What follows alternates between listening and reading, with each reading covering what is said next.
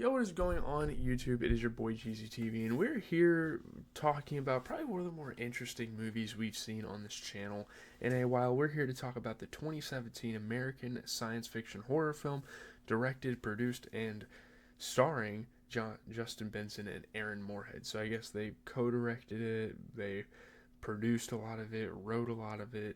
So yeah, this is like a two-man army pretty much, with obviously the help of a couple casting members, a couple producers. So yeah, this is a really dope, respectable effort. We have The Endless. This is a really interesting movie.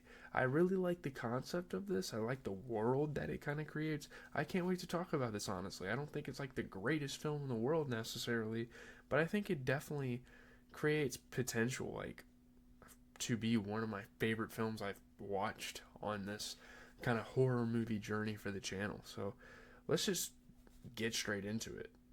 So the plot follows brothers Justin and Aaron Smith, who receive a video cassette from Camp Arcadia, a group they belong to as young children.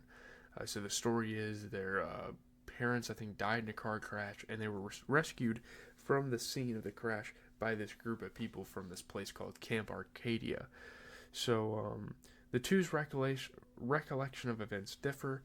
While Aaron recalls them as a harmless and friendly commune, Justin thinks the group is a UFO death cult, or there's some sort of weird stuff going on in Justin's mind.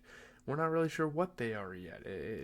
And these two brothers with two different points of view creates a very interesting clash, a very interesting dilemma situation, kind of going on throughout this film. So Aaron points out that the video cassette proves the members are still alive and well, and at the camp, obviously. So yeah, out of curiosity, they're gonna go there. So Justin, however, is worried that talk of ascension may be a code for some future mass suicide. Again, he has it in his head that this is like a cult, and kind of like Heaven's Gates, or can't remember that one cult that was like all wearing the same clothes, and they like killed themselves with drugs, and they like died in their sleep or something. I can't remember what that group was called. But so yeah, fed up with their inability to make friends or find good jobs since leaving Camp Arcadia, Aaron and Justin decide to return for just one day to see if this is something they're interested in. Again, they're curious about, what this group is about, all this type of stuff. So they head to Camp Arcadia at the backwoods of San Diego and receive a friendly welcome. Like, these are some pretty friendly people, and obviously any cult can seem, even if you knew they were a cult, most of these people can seem friendly on the surface. They're kind of creating a facade, to kind of lure people in and get them to join. But none of the members seem to have aged in the decades since their departure, and we are soon going to find out why that is. There's a very interesting, crazy situation going on. This is a wild film. I mean, conceptually, to come up with something like this is pretty cool, honestly. So among them, Anna and Lizzie take an interest in Aaron and Justin respectively, so they're starting to kind of build like these romantic relations in a single day that they're there. Just shows how horny the world is, I guess. While Aaron welcomes the attention, Justin keeps his distance. He doesn't want to really have social interactions with these people. He just kind of wants to get through this for his brother. At the end of the day, he doesn't mind living his everyday life.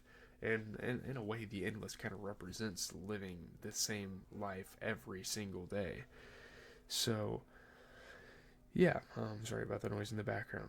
One of the members, Hal, excitedly shows Justin a physics equation he has been working on, and I guess somewhat later in the film we're going to figure out kind of what that equation represents. It's not really something that's in the real world, it's a fantasy aspect in this movie.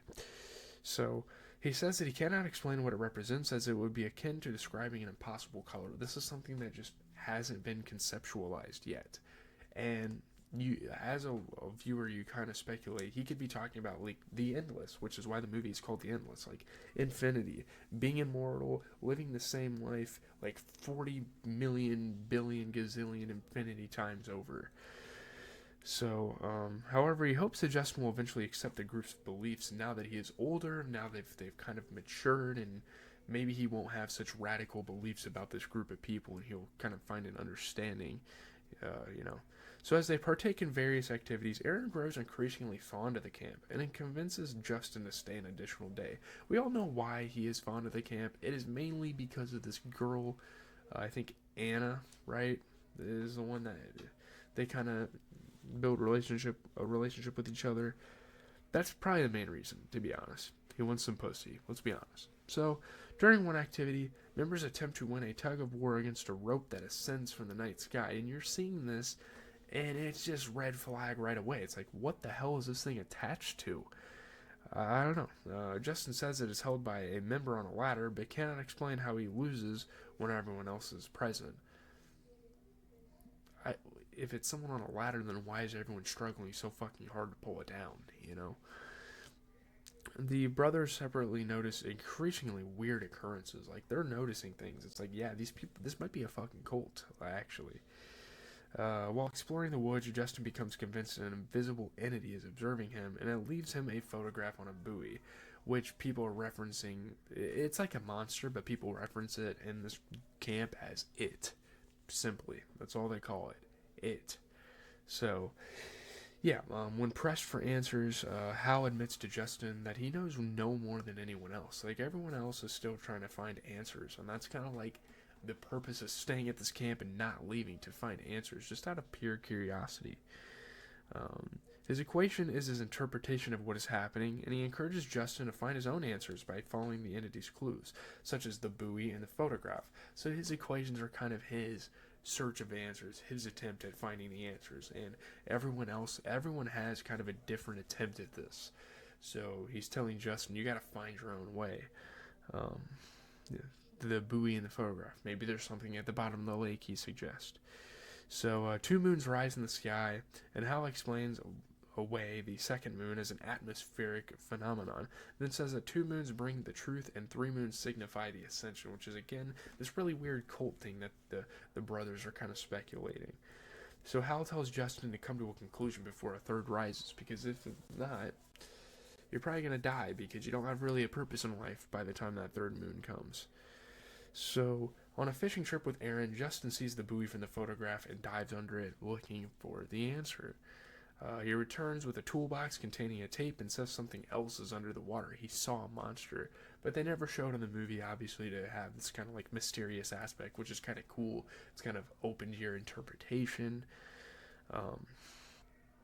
So disturbed by the strange events and hints of their meaning, Justin insists they leave immediately. Like, this is the last straw, like going in this lake and seeing this, whatever this creature was. Like, yeah, he wants to leave. So, at the camp, Hal and Justin get into an argument after Hal plays the tape, which is a recording of Justin and Aaron misrepresenting Camp Arcadia to outsiders. They, escaped this cult, and they, recounted the events. Obviously, Justin had a super, negative outlook on it. Aaron was a little more positive about it, but, yeah. So, just continue, I guess this monster is continuously rubbing it in that to this group and, kind of snitching on the brothers that, hey, these guys don't really fuck with you like that, you know? So, Justin calls Hal a cult leader, and Hal says Justin made up lurid stories to tell the press about Camp Arcadia. None of the stuff actually happened that he told. He just wants to create this weird agenda about this group, which could be true, but I don't know, man. Some of the stuff that's happened. Outraged that Justin was misleading him too, Aaron refuses to leave. He decides to convert to Camp Arcadia, convert to their side. No, I can't mess with you, man. You're hating on these people, they're super innocent, what did they do to you? So Justin's car does not start, and he leaves to find help. Obviously some plot inconvenience, because if he was able to leave the camp and Aaron was able to stay, well, then the movie would be over. But no. So now we kind of get into some third act stuff. So Justin encounters several people stuck in time loops, most of whom repeatedly experience violent deaths for the entity's amusement. You see the clock wind up, and the guy, I don't know how he died. I guess he ran into something. I don't know. They didn't really show it. And then obviously this guy, just people are just looping around and killing themselves in the same way. So yeah, it's the entity's amusement. So they explain that Justin will also become trapped once the third moon rises, and these are people that never found the answer by the time the third moon rose, and that's what happened. So Justin finds Aaron, and on their way back to the camp, the brothers pass various monoliths and structures depicting the entity as interpreted by different cultures. That's that like big old like rock thing with like that looks like a skeleton up on the top there. That's what that kind of that one of those monoliths. So, despite Justin's explanations, Aaron still prefers staying to returning to his old life. It's like I'd rather die over and over and over the same way than live the same life every day because these people make me happy. These people supply me with the things I need. You know, I have friends here. So he reasons that death at the hands of the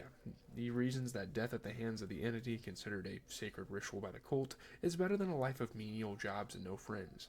And everyone kind of desires something different. Everyone desires kind of like a spectacle, and that's kind of what this movie represents in a way. So when Justin admits he was wrong to force Aaron into this lifestyle, Aaron becomes hopeful that their life can improve and agrees to leave. He's like, you know what? Anything can happen.